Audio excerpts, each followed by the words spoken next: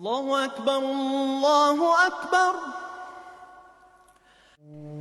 بسم الله الرحمن الرحيم. الحمد لله بنعمته تتم الصالحات.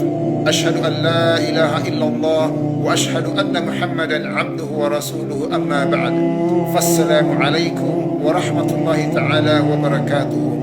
Mga kapwa kong alipin ng Allah, ang araw at gabi ang nagtutulak sa atin papunta sa libingan.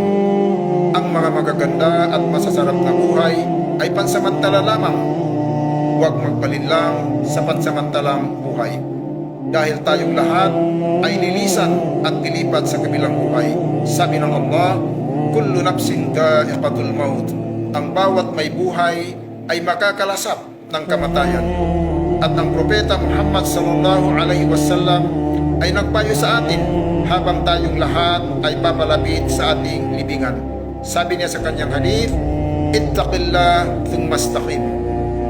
Matakot kayo kay Allah subhanahu wa ta'ala sa lahat ng oras at lugar. Gumawa ng kabutihan at umiwas sa mga kasamaan. At maging matuwid at magalang sa loob ng bahay, sa labas ng bahay, sa trabaho at sa pakikipagkapwa-tao.